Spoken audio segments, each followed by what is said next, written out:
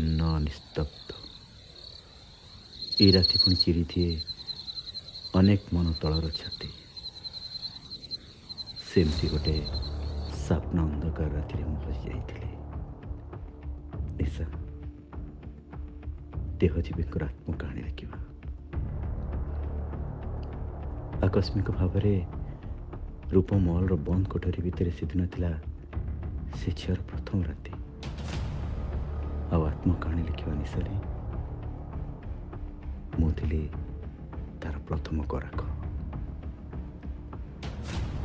ସେ ବନ୍ଦ କୋଠରୀ ଭିତରେ ଯେତେବେଳେ ପ୍ରଥମେ ତା ଆଖି ସହିତ ମୋ ଆଖି ମିଶିଲା, ମୁଁ ଅନୁଭବ କଲି ମୁଁ ଯେମିତି ଲାଜ ସମୟର ଚର୍ଚ୍ଚା ତଳେ ପଡ଼ିଛି। ମୋ ଦେହରୁ କମ୍ କମ୍ ହୋଇ ଝାଳ ବହିଯାଉଥାଏ।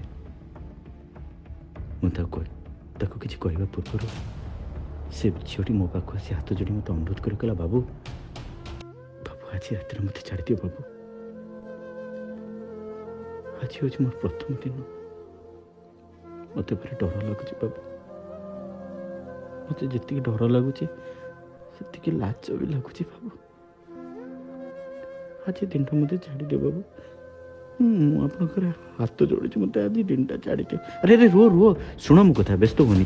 ମୁଁ ତୁମ ସହିତ ଏଠି କିଛି ଖରାପ ବ୍ୟବହାର କରିବା ପାଇଁ ଆସିନି। ମୁଁ ଏଠିକି ଆସିଛି ତୁମ ବିଷୟରେ ଜାଣିବା ପାଇଁ। ଏଠିକି କାହିଁକି, କ'ଣ ପାଇଁ, କେଉଁ ପରିସ୍ଥିତିରେ ଆସି ପହଞ୍ଚିଛ ସେ ବିଷୟରେ ଜାଣିବା ମୋର ପ୍ରଥମ ଉଦ୍ଦେଶ୍ୟ।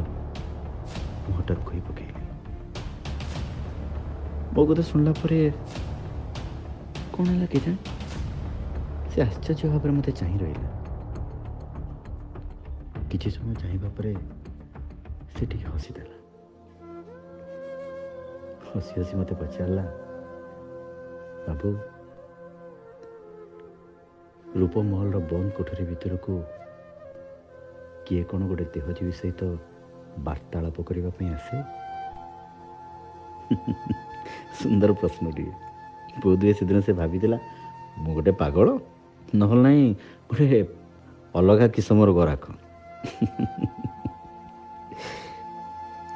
ତା କଥା ଶୁଣି ସେ ଆଉ କିଛି କହିବା ପୂର୍ବରୁ ମୁଁ ତାକୁ ତାଗିଦ କରି କହିଲି, ଶୁଣ, ନୁରାନୀ ବାଇକୁ ମୋଟା ଅଙ୍କର ଟଙ୍କା ଦେଇ ମୁଁ ମାତ୍ର ଘଣ୍ଟେ ପାଇଁ ତୁମକୁ କିଣିଛି।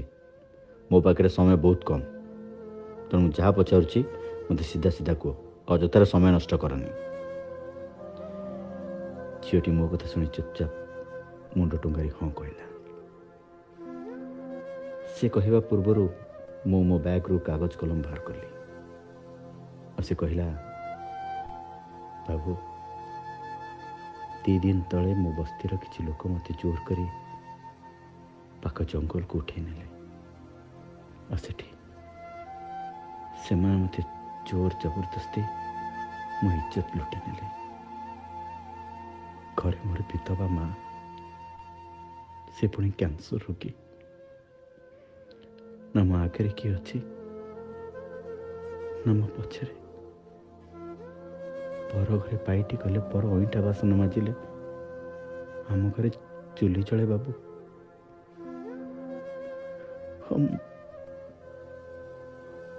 ଆଖି ଲୋକ ସେ ଓଠରେ ବାଜିବା ପରେ ମୁଁ ବୁଝିପାରିଲି ମୁଁ ଯେମିତି ତା କଷ୍ଟରେ ମୋତେ ଭାଙ୍ଗି ପଡ଼ିଛି। ତା ଦୁଃଖରେ ସମଦୁଃଖୀ ହେଇ ମୁଁ ବି କାନ୍ଦି ପକାଇଛି।